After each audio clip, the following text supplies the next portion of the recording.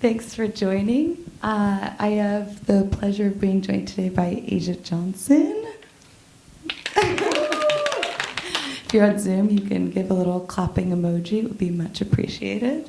I wish I could see the faces on Zoom. But your faces are bright and beautiful, so I'm really grateful to be here today. I've never been to Claremont, and it's really a must-see. It is a must-see for sure. People are really nice here, though. Well, we're grateful to have you. I'll just introduce Asia really quickly. If you've just seen this film, Art and Crimes was screening here earlier today. It's still available online on that temporary link, so if you haven't had a chance to see it yet, you absolutely should. Guest appearance in it by yours truly here. So go ahead and check that out. But if you haven't seen the film, I'll just introduce Asia a little by saying she is a writer, storyteller, filmmaker, the list goes on, very multi-hyphenate. She's worked with several different organizations in the criminal justice reform space, including the Bail Project, Cut 50, Shakespeare in Prison, Prison Creative Arts Program, Hamtramck Free School, and the Michigan Prison Doula Initiative. Asia is a 2019 Right of Return Fellow, 2019 Room Project Fellow, 2021 Brennan Center for Justice Fellow, 2022 Art for Justice Grantee, and a 2022 Highland Leader. Her chapbook, An Exorcism, was released in 2018, and her directorial debut, Out of Place, was released in 2022. So if that's not a long enough list of accolades, give her another year, ladies and gentlemen. Asia studied at University of Michigan Dearborn. She's also the Senior Associate of Storytelling and Local Organizing at Zealous, which we'll hear a little bit more about later. When Asia isn't helping to uplift the stories of those impacted by the criminal legal system, which is 24/7, and making her dream of a world without cages come true, she is writing poetry. Asia Johnson, everybody. Makes me so uncomfortable to hear all of that. But thank you. You did a great job. Thank you. So I'm going to start out with a few questions that I have, and then we'll turn it over to audience questions, and that includes all you lovely people online. So if you have questions, feel free to put them in the chat throughout. We'll get to them in about 15 minutes or so. But if you have any really burning questions, we also have a moderator in the back who will be able to take them. If you're like, I'm going to have to pee in 10 minutes, and I'm not going to make it if I don't get to ask my question right now, just tell us it's urgent. So I'd love for you to talk a little bit about Right of Return and how you got to know Jessie, for people whose first touch point of knowing you is this film. How did you get involved with Right of Return? How did you hear about it? So I came home from prison in October of 2018. And maybe 2 weeks after I'd been home, a good friend of mine, Jonathan Rajeski, sent me the link for Right of Return. And the first thing I saw was artists. The second thing I saw was $20,000. The first thing I thought to myself was, I'm not qualified for this. So it took me a while to really get the confidence and the courage to apply. One thing I don't like hearing is no, because I heard it every day, day in and day out in prison. And so I applied, and I think it was like January or February of 2019, I got the call while driving to the jail in Detroit. I had just gotten a new job at the Bail Project, and me and my colleague were in the car, and I get the call, and they're like, you are going to be a Right of Return Fellow. And so I'm like screaming and laughing and crying. For someone who just came home to say, not only you are an artist, but we want to fund a project and give you money, $20,000 seemed like $20 million at the time. I was like, oh, this is the most money anybody has ever offered to give me in one sitting, and this is beautiful. Also, what do I do with it? So I decided that I was gonna make a film. And so the last year of my incarceration, I spent daydreaming. I would walk into our day room and I would see things on the TV like Locked Up, The First 48, Law and Order, all of these shows that really dehumanize the people who are in cages across the country and across the world. And so I made it my my life's work for that last year to write down my plan of making a film that depicted the women that I got to know and got to be in community with, their hearts, their souls, their passions, what their life was like before their incarceration and what their futures held, not defining them by the worst day of their life or the worst mistake they'd ever made. And so I didn't know how I was gonna make a film. I didn't know who I needed to know, what money I needed, what rooms I needed to be in. All I knew was that that was something I wanted to do. So when Jesse called and said, you know, you're a fellow and we're giving you $20,000, I was like, this is it, I'm making a film. I thought I was gonna Steven Spielberg some stuff, like. And then I realized quickly that $20,000 is beautiful, it's such a great gift. It would have been great if I had decided that I wanted to publish a zine or a book or create a work of art, a painting, but I wanted to make a film. And it took me a really long time, longer than any other fellows in my cohort, to get my project done, but I got it done. And so I wish we could show Out of Place, but you don't have the link. But it was a 10-minute short, and it was about the trauma to prison pipeline. And in the film, there were 7 of us, and the other 6 women were women that I had done time with in MDOC. So it was just a beautiful experience of bringing these women together who we'd only known each other inside of that cage. We only knew each other in blue and orange uniforms. And now we were in these fields of flowers and wearing dresses and being able to wear white for the first time together, and it was beautiful. We will definitely figure out getting that link to people because you have to see it. It is a masterpiece. It like unlocks all of these potential futures. It's joyful and powerful, and we'll make sure we get it to you guys. What was it like co-creating with people who you had been so repressed with? Like, you have to really let go of this creative energy in order to just survive in an environment like prison. What was it like to be able to really expand creatively and know people in a different way? One of the first thoughts when I was planning this film was it was going to be traditional documentary. And I remember being in New York City in the room with Jesse and Russell and the whole cohort, and Jesse says to me, in the nicest way possible though, but like, documentary can be very boring. He's like, you are an artist. And so it was, being a Writer Return Fellow was so fulfilling, but also a notice to myself that I was an artist. And so the gift of being able to create this with these women who, like, we felt so weighed down by the experience of prison. And some of the women in the film had done 20 years. Some of the women had done just a couple years. And so one of my really good friends in the film, her name was Lindsay. Lindsay was like my little sister inside. And so she had been home for probably like a good 6 months before I reached out to her and was like, I want you to be in this film, and I want you to do everyone's makeup. Because she used to do my makeup while we were in prison. She would come outside. This was in Michigan, so wintertime was ruthless. She would come outside when it was like 3 degrees outside and do my eyebrows with tweezers, with no gloves on, shaking.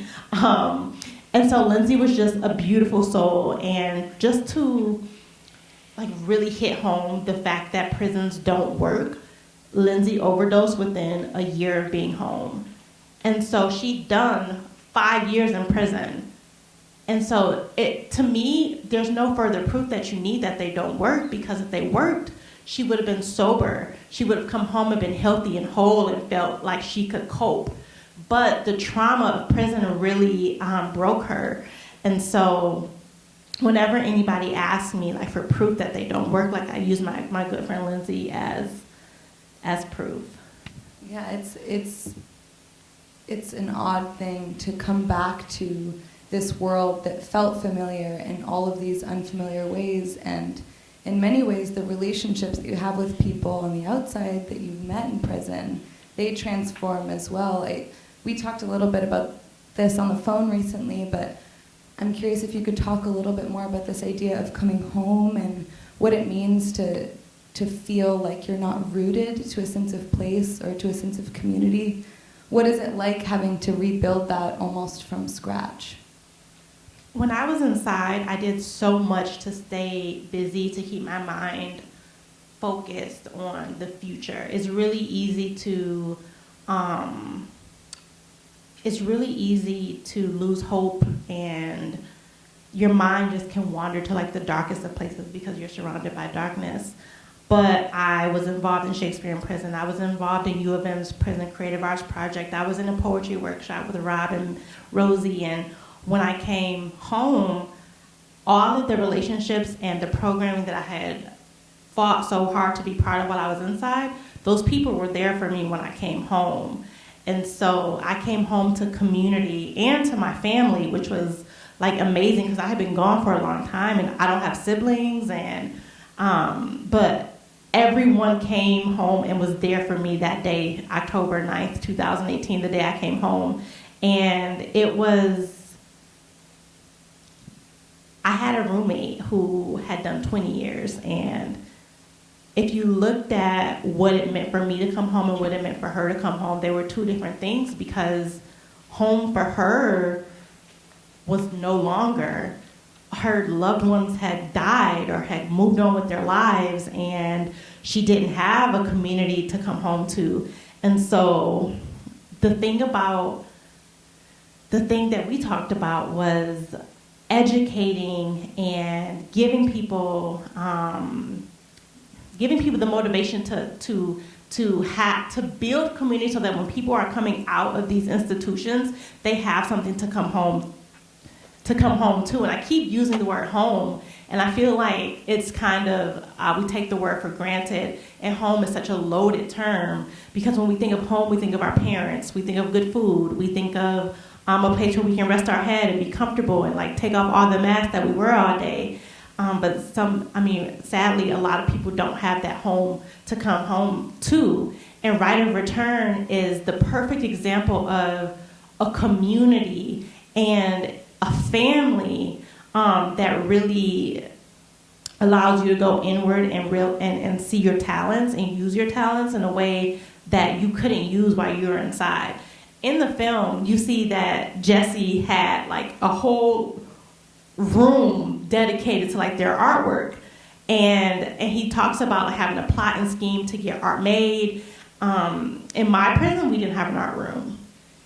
We had like paper and colored pencils, but we didn't have a room. We didn't have like a community of artists that could get together and paint together.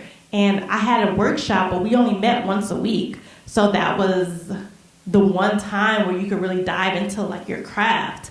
But coming home to support and family and space and time to do things that really make you happy, but really contribute to like the world around you, was a gift that like you just can't put a price tag on that. You said you get home and you have this time, and we also talked about this misconception that like you have nothing but time when you're inside. Can you talk a little bit more about the process of making art and how that's evolved in these different experiences of time and the constraints that are put on your time and sort of the obligations that you have when you're outside that suddenly sort of appear, and how those might differ or shape your artistic process? I went to a poetry reading a couple nights ago, and the poet said that he gave everyone that was in attendance an exercise. He said, I want you to go home, and if you are a writer, go into the smallest space possible. It could be your bathroom or your closet, a suitcase that can hold you. Go into that space and start writing and see what emerges. And I said to my friend, I was like, does he know that I went to prison? Like, that's the smallest space you could ever like come by. And that's where some of the best writing that I've ever done came from. It wasn't because I had nothing but time in the prison. Because yeah, you have time to think about your trauma, time to be talked to rudely by other people, time to think about the worst thing you've ever done. But it's not a time of productivity in prison. It's not a time of rehabilitation like they would like us to think. It's not a time of growth. It is a time of deep, deep stagnation. And the only way to come out of that is to fight every day against yourself, against your own depression, against the myriad of things around you that don't care if you've evolved. And so once you come home, once you get out, I'm gonna stop saying come home because it doesn't make sense. So once you get out, it's like you have this hope that you didn't have inside. You have space, and I don't just mean physical space, but I mean you have like space in your soul to start creating. Whereas when you're inside, that space is so like just busy and muddy and ugly. And you can, when you're home out, you can go to the museum, you can go to a garden. I was inspired by taking the bus.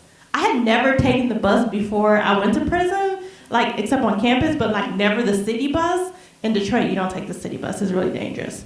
But I would take the bus to the vegan restaurant I worked at for a couple months, and would just start writing. It was so beautiful to see people being free and going to work and going to do whatever they were doing, living their life.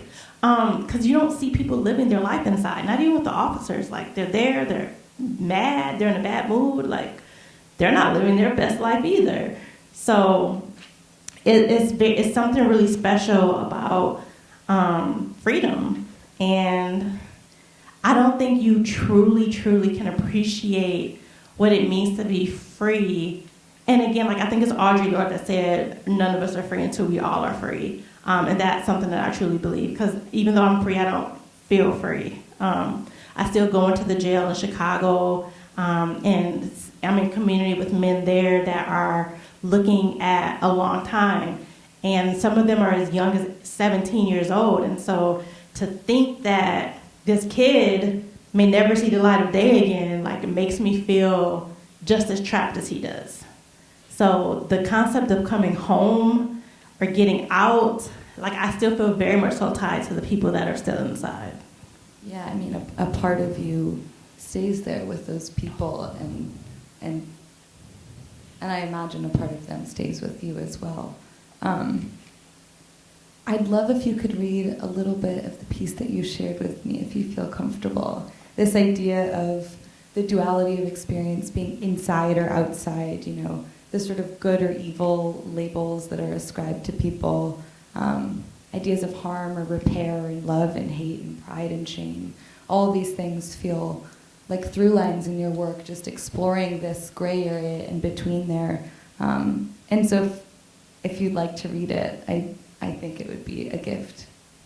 I want to preface it by saying I wrote this when I was still inside, before I'd ever heard the word abolition, before I met Angela Davis, before I came to know Amanda Alexander, these women who really taught me to imagine a world where cages don't exist. So this was when I was still inside and was very much so, they do exist, I am in one, and maybe I belong here.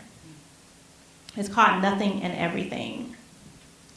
I dare not expound on prison. This prison, like liquid Prozac, tastes acrid, but at times necessary. Isn't allowed to loll in and around my tongue, mowing my flowery taste buds, leaving them wanting to off themselves. But since I periodically have the urge to off myself, I imbibe this prison quickly and without deliberation. This prison won't amble through these fingers. I will not play it like a violin mellifluously for an ignorant audience or even for my own pleasure. Prison. This prison is the sound of nothing and everything, deafening and mute, and I both abhor and appreciate its reverberation. In the same breath, I villainize and sanctify this institution as not to becloud its likeness. But there will be no Trump-like herring disguising hate in the form of making anything great again. No spiel on the ignoble improprieties of corrections. I have no interest in rawly pawing at the abominable wretchedness of Women's Huron Valley, nor do I have the time to recount the ways in which this place has been the site of restoration. I do not wish to delve into the shit green of the walls or prepare a sermon on the balm of Gilead that propagate along those walls. Both wall and flower so entwined I can't tell one from the other anymore. There is no aching in my bones to lecture on the imbecilic ways in which we've reformed the penal system, prison, even more dark, dirty, and overcrowded than before the Pennsylvania system, but I won't broach that subject. I cannot revisit the days of the Elmira Reformatory or browbeat MDOC into adopting its emphasis on rehabilitation. I don't have the power to bulldoze the many warehouses and even tents where some of us are being stored like non-perishables, nor will I discuss the thanks I give to the gods for the blessing that is a two-man cell or my regret that I'm not living in Denmark or Sweden. Patriotism is a value I applaud. I am both proud and embarrassed to be an American, but I won't elaborate or even state the facts, such as the US and Russia having the highest percentage of incarcerated people. I am no propagandist. I have no love, loyalty, or loathing for the penitentiary, and for that, perhaps I should be penitent. This line, this prison won't amble through these fingers. This idea that incarceration and this idea of being in prison as being something that you could hold in your hand must feel like a bizarre thing to reflect on being outside and having it sort of fade further away from you slightly, but never really receding. You mentioned meeting Angela Davis, first of all. What an incredible woman. But this move towards abolition and the growing awareness around this movement, I wonder if you've noticed any misconceptions around abolition. When we were talking about it, you said something that I loved and wrote down, which was that abolition isn't just about breaking shit down, it's about building. And I loved that, and I was wondering if you could talk about that a little bit more. We think about the hundreds and millions of dollars that we spend each year to incarcerate someone, and think about what we could do with that money if we invested it in communities or in our schools or in mental health and addiction treatment. I ride through the city of Chicago. I'm working on a documentary that explores the why behind me going inside of that jail. And if you just go through the South Side, similar to like Detroit or similar to some areas in Los Angeles, it's just desolate. And you see kids like playing in a park with that you wouldn't even call a park. There's sticks and shit. And it's funny because I was in Texas recently, which is my least favorite state in the country. And you could see as you drove from east to west in the city of Tyler, how the money leaves communities and flows into other communities. You could compare the parks, and I think about the parks because the park on the north side didn't have anything. It didn't have a beautiful fountain. It didn't have a lacrosse board. Do you call it a field? I don't play lacrosse, but it didn't have that. It was just like rocks and gray and nothing. And then you go over to the other side, and I mean, this park was the park of parks. It had a fountain. There were even ducks in the water. They had this big, huge, like, swing set, and I was like, it just drove me and on the side of the park that had nothing, that's where the jail was. Like, the jail sat on that side. And so you could see, like, the direct pipeline from park with nothing to the future of the jail cell. And so when I think about abolition, I think about building parks and not having a need for jails and prisons. Like, people being in a place where they're healing and growing. Because over 90% of people that are in our nation's jails and prisons are going to come home. How do you want them to come home and be your neighbor? Because they're going to be in your community or on the other side of your community. Do you want them to be more traumatized and more hurt and more broken and not know how to cope and create more harm? Or do you want people who are ready and feeling like they can go create art, they can go make a film, they can go like live out their dreams? And when you get out, sometimes those dreams never come true, and they're just dreams, and you don't have the things that you need. As far as you apply for housing, they tell you no because you have a felony. You try to get a job, they tell you no because you have a felony. And all you know before was like you sold drugs, or you were a kid, or you were in college and you had mental health problems and you didn't know how to like get treatment for that. So, and that was my experience. And so now it's like when I came home, I'm really glad that the conversation around mental health is a conversation, because when I was in college, if you needed an antidepressant, something was wrong with you. I would have never told my friends that I was on antidepressants, but now I'm like, hey, I got therapy, let me call you back. Like, it's really normalized, and it should have been this way from the start, but I hope that we can get to a place where, just like we're talking about mental health, we can talk about people that are in cages and what they need to be successful when they come home, and also the tearing down of the cage and the not needing a cage in the first place. Yeah.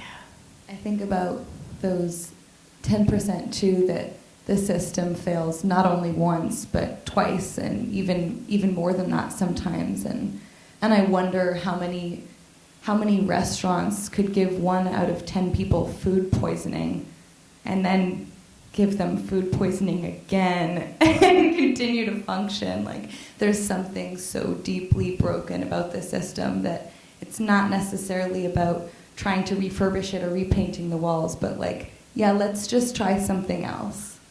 It's like if you had a car and you keep pouring money into this car that won't even get you from point A to point B, but yet you keep the mechanic is like, well, if you fix your tires, it'll go, and then it goes for a couple months. Well, now you have to take it back to the shop. Well, if you fix your engine and you give me $5,000, then it'll go. No, eventually you're gonna be like, I need a new car. Maybe I need a bike. You know, like, it's getting expensive. So I think that we need to look at prisons like that too. They're just like not working. And I think about the intention back in the day for the penitentiary was meant for people to be penitent and to think. I don't know if you guys watch John Oliver. If you don't, you should start. He is a genius. But he was talking about solitary confinement on last week's episode. And he really went into detail about, the dehumanization, and we use that word so, like, I hate the word humanize, because, like, why do we need a process of making someone a human? We are human. And solitary confinement is a barbaric, terrible, torturous, problematic, like deeply, deeply flawed system, but we're still doing it. And so back then they thought that if you could sit in a cell for 24 hours a day with your Bible, that it would give you time to reflect on your sin, and you would come out and be like this new person. Well, we know that that's not what happens when you're in a space this big and all you have is one book. So, I'm just, like, my point is that this doesn't work, and that when you hear the word abolition, instead of first thinking like, oh, we're going to tear things down, there's going to be total anarchy, and people are going to be running through the streets, like, going crazy. It is about building systems that work so that people never have to see the inside of a cage. And that, to me, feels like the truest connection between abolition and art is the ability to imagine something different. The ability to imagine something that hasn't been created before and actually try and build that and see if it works. And that feels like this ultimate process of healing, and healing not only individually but communally, is like, how can we support each other, how can we uplift each other, and how can we heal ourselves so that we don't leave people behind, so that we don't discard people, so that we don't treat people like they're anything less than human. I love that you said that, and that was something that you left me thinking about the last time we talked. I imagine many of you are having your own sort of processes with thinking about art and abolition and community, and would love to open it up if anyone has questions for Asia as well. If you don't, we have plenty more we can talk about. But Rowan, if there's anyone online that has questions as well, I'd be happy to take some. Do you need a mic?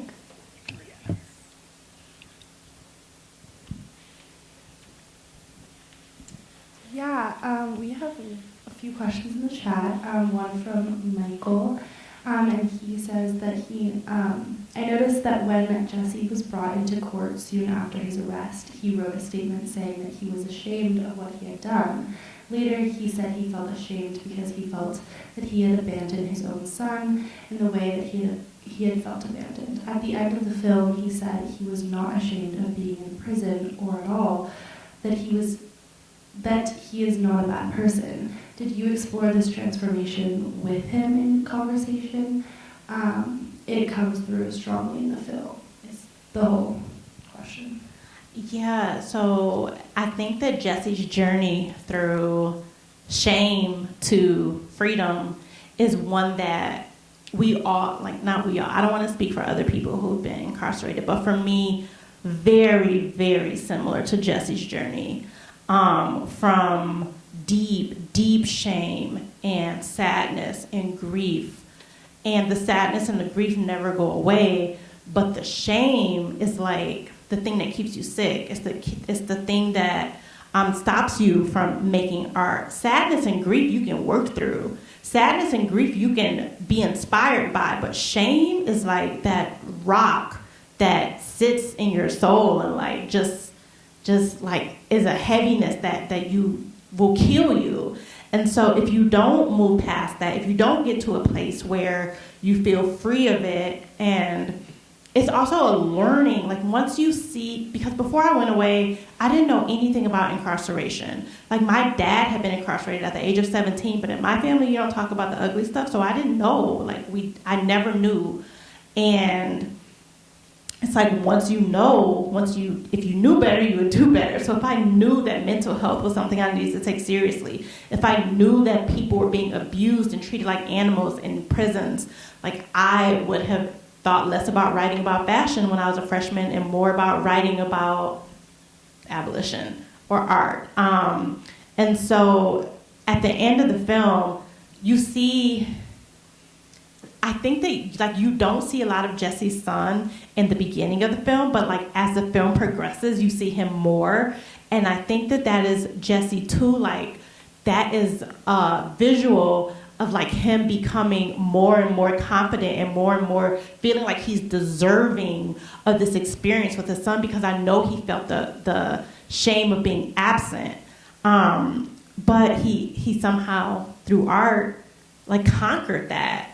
And I think that I've conquered shame through art and through other people validating me. I know that we all like to think that, oh, I'm so independent and I don't need anybody. But when somebody else sees something in you that you do believe that you possess, sometimes you need somebody else to remind you that you have that and that you are that. And so one of the things that I do at Zealous in storytelling is reminding people that it's not going to be like Joe Biden that's making decisions that's going to change, that's going to move the needle. It's your story. It's your experience. Like we need people, decision makers, to hear about your experience and see themselves in your story. It's about the connection, the human connection. And so like what you see with Jesse and his son is what we hope that the audience will be moved by. Like this is not someone who did something terrible and deserves to be away for forever. This is a father. This was a young boy who lost his father. And that's the human part. Not the worst day of Jesse's life, but the best days of Jesse's life, when his son was born, when he had his opening night at the gallery. Like those are the things that we should be focusing on, looking at people's potential and not their mistakes. Beautifully put. You mentioned Zealous, and I'd love for you to talk a little bit more about that, because I feel like it really speaks to this theme of storytelling. How long have you been involved with them? How did you get connected? And what has that work offered you in addition to what you've been offering others through it? I started as Zealous a year ago, a year and some months ago. I was at the Barrel Project before then, but Scott Heckinger, who leads Zealous, was a public defender in New York for a long time, and he realized that the courtroom was just like another box. And he was like, I want to be free, and I want to free people, and I'm not freeing enough people by being a public defender. So he's left that job and started Zealous. And I honestly have never felt more free in a job. Like, I don't even want to call it a job. It's like I wake up in the morning and I'm like genuinely happy to do what I'm paid to do, which is be an artist, be a storyteller, talk to people, empower people, go into the jail, let people know. One of the guys in the Cook County Jail was like, man, he was looking at 7 years. And I told him, I was like, I was there with the film crew, and I'm like, I did 9 years and I'm here making a film. Like, you can do 7 years. And that was like the best deal he had gotten. So I'm like, don't think your life is over. This is a comma in your life. In the sentence that is your life, this is a comma. Life will go on. You will be great. It will be fine. And Zealous has taught me that it will be fine. You know, like like if we keep doing the good work, if we keep pushing the needle, if we keep being our best selves every single day, and I know that sounds like really hokey, like, you know, but I really feel like I'm surrounded by, like, we're a small team, we're like 14 deep.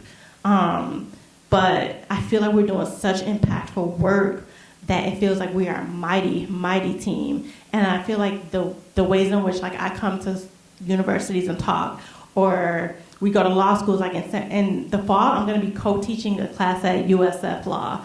And I broke the law, but now I'm teaching law. So it's just like really, it's coming full circle.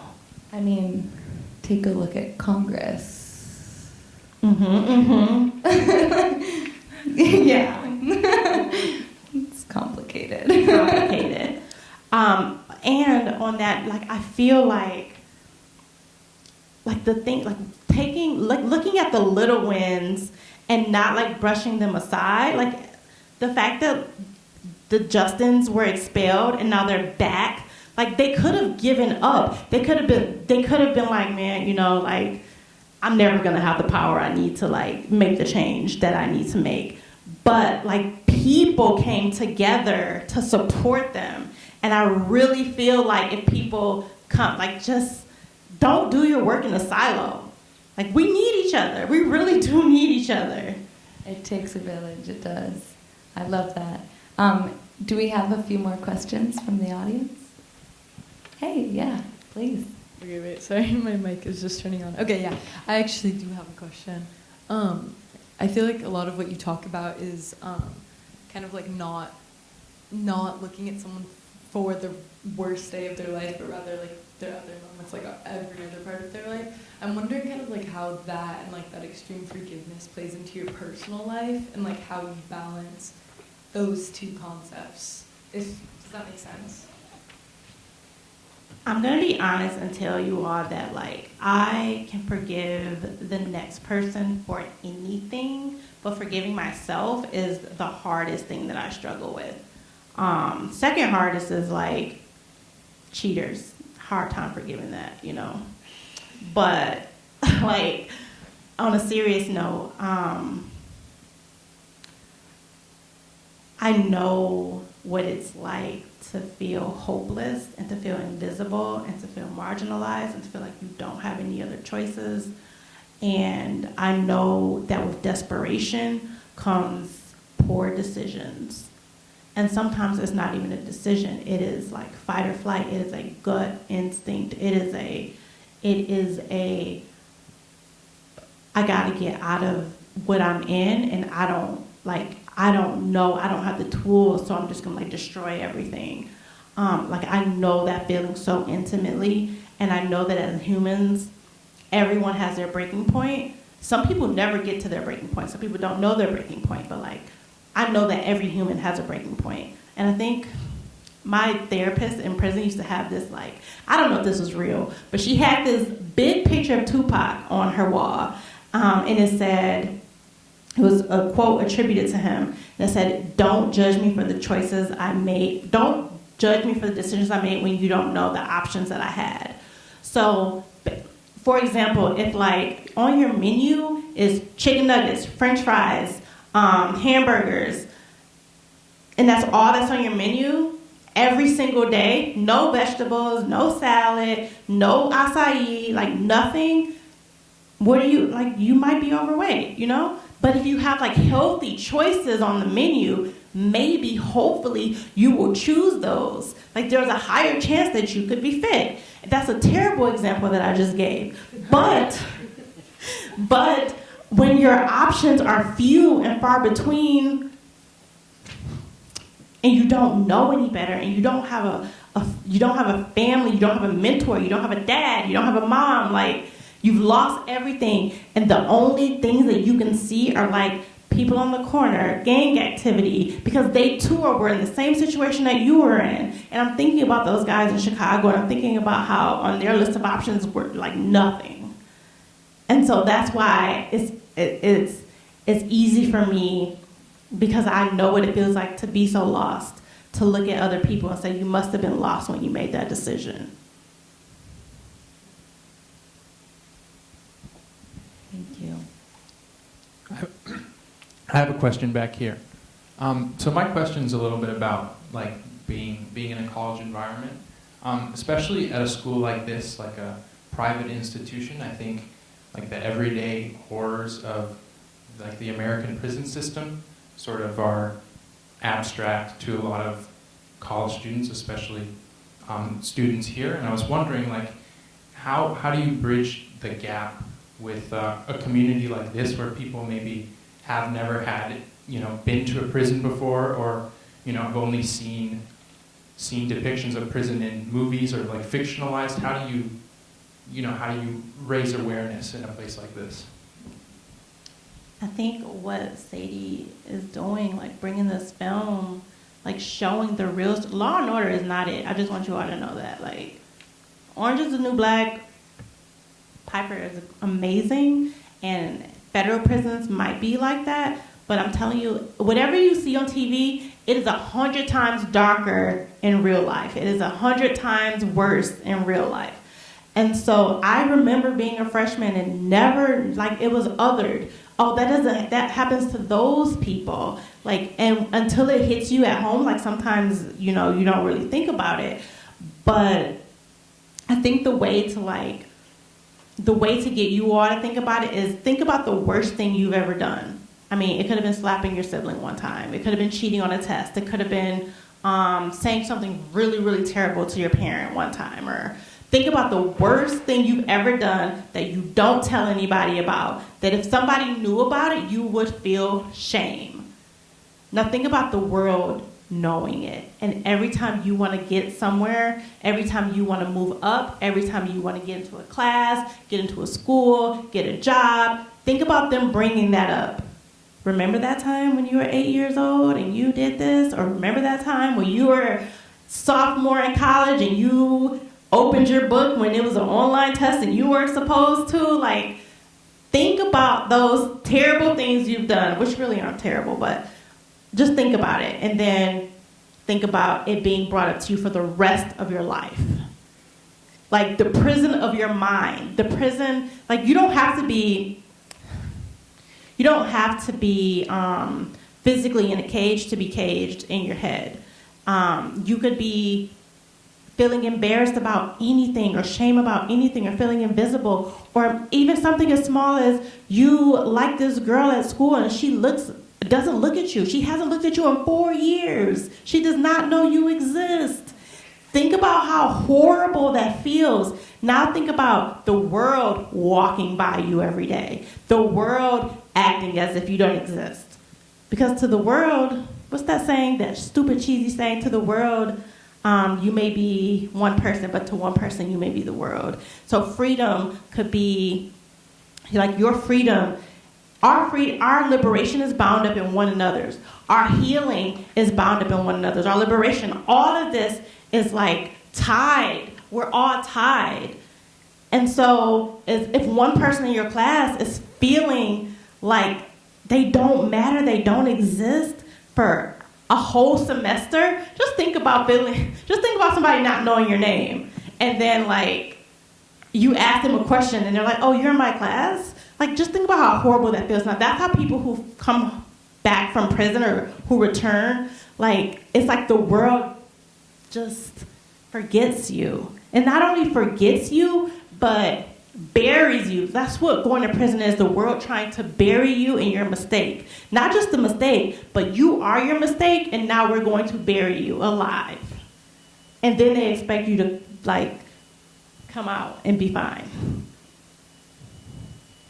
I feel like that bridges the gap. That's this idea of feeling alone in making mistakes, I think, is something that most everyone can relate to. It's that shame, like you said, it stagnates you, but it also does confine you in many ways and keep you inside of this box. And it's hard to let go of shame, or it's hard for it to let go of you, especially if people keep reminding you that you deserve that shame and that you don't also deserve, joy and lightness and laughter and all of the stuff of life that makes it worthwhile.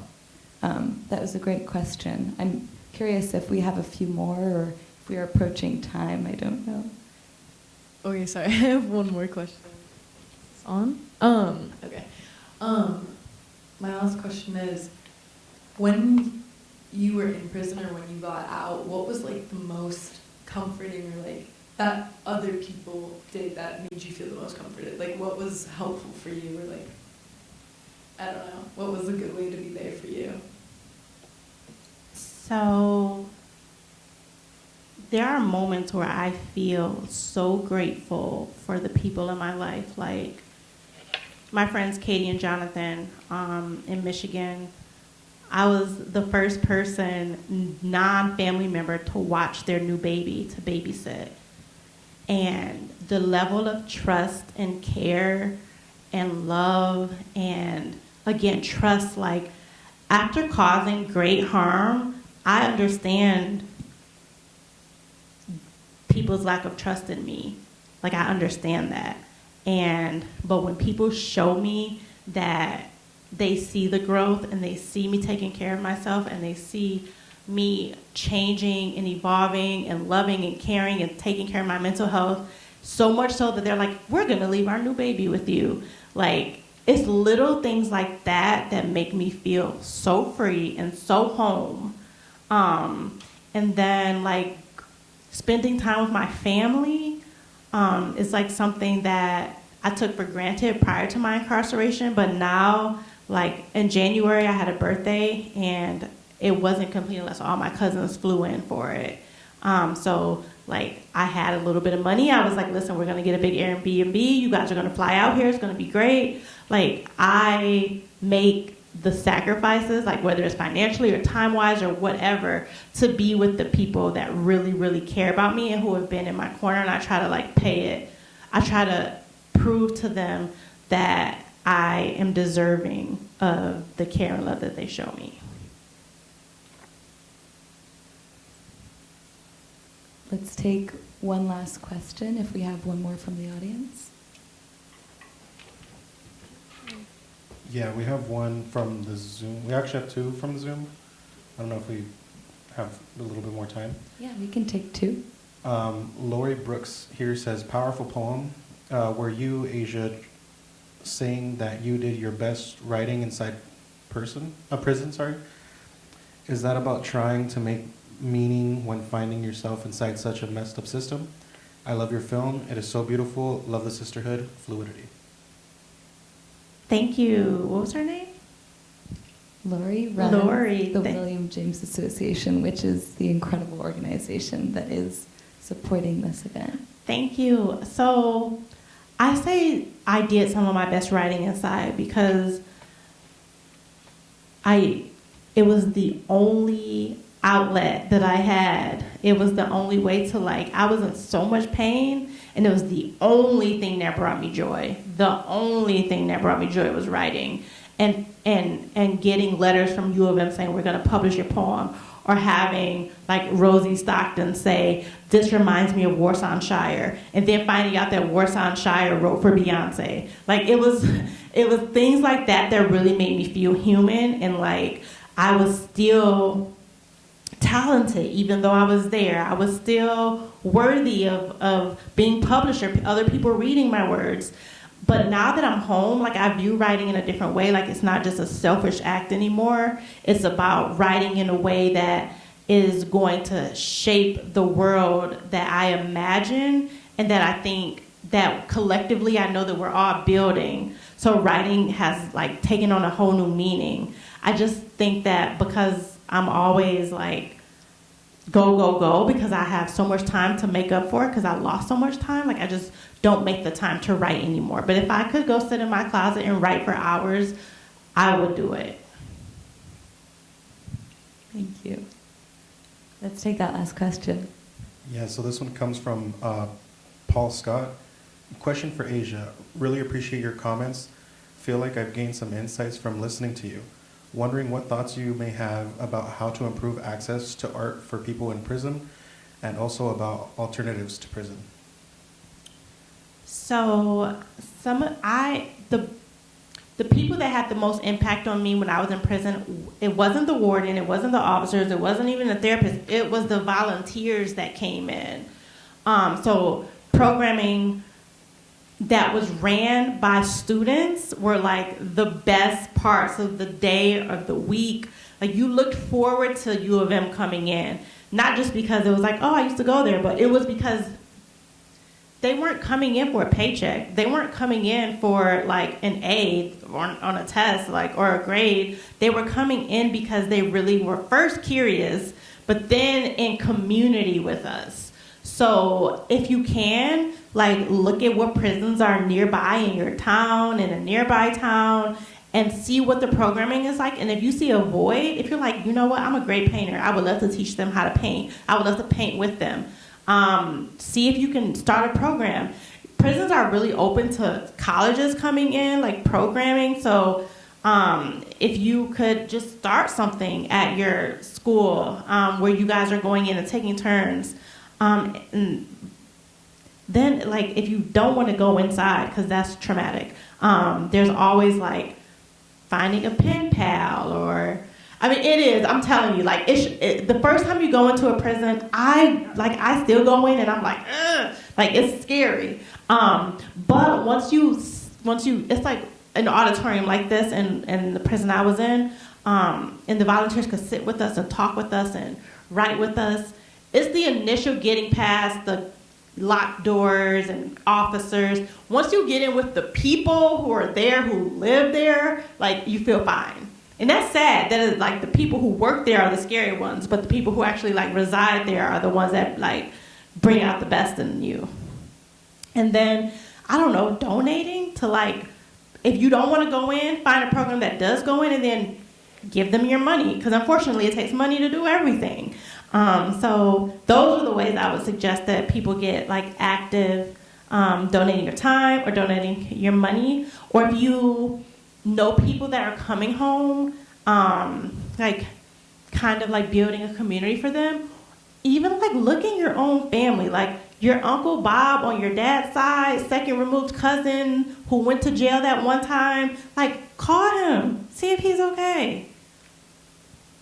Beautiful. The second part of that question that I feel would be wonderful to close us out is how you imagine a world without prisons. Like you said parks before. What other images or ideas come to mind? I see so many more artists. I think about art is a luxury. Like to be able to make art for a living is a luxury, and it shouldn't be.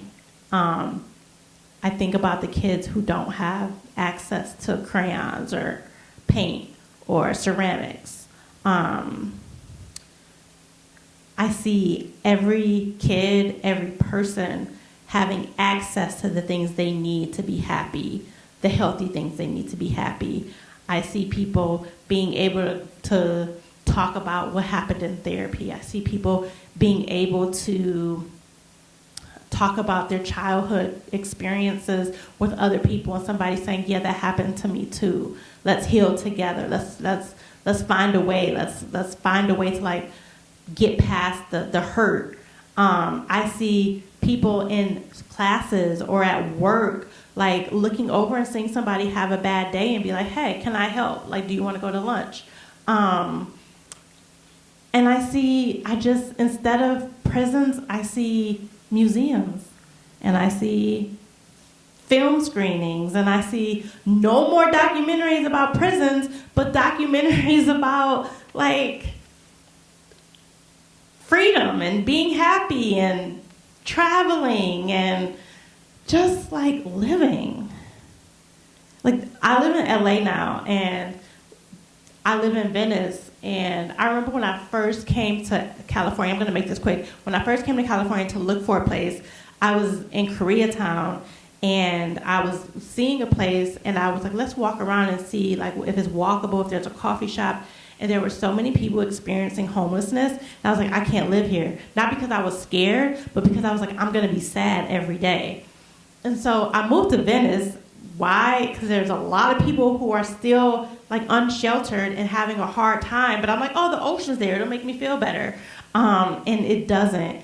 That is like another issue. It's like incarcerated people, people who don't have homes, and animals are like the three things that really like are my passion. And I just want to find a way to like get involved and help alleviate the pain of like all of these. I just want to alleviate pain because I know what it feels like to be in pain. And so in any way, if you find whatever you like, whatever issue really burns you up, whether it's incarcerated people or I don't know, women having to pay thousands of dollars to freeze their eggs, whatever it is that really pisses you off, find a way to alleviate the pain in that situation. So it doesn't have to be this, but whatever it is, like that's your contribution to the world. Like you're contributing already by just like being here, or, like going to school and learning and sharing with your families what you've learned. And like, even if your family, like I think about like my family, they're not abolitionists. They are the furthest from that. They're like, oh no, that person deserves to be there. And every day I talk to them and I tell them things that I know they don't agree with, but I'm like, maybe I'm changing them in some small way. A call to action and a call to sort of heal with one another. Thank you so much, Asia, for sharing your time with us. We'll share this film with you guys out of place. I can't wait for you to see it. You're going to love it. I can't believe you saw. How'd you see it? Online. I have Like no you saw way. the trailer, or did you see the whole 10-minute thing? I saw the whole thing. It's on Vimeo. I'll send it to you guys. Yep. Thank you guys for Thank joining you us. so much for having me and for staying and for listening to me ramble. Thank you so much. We're lucky to have you.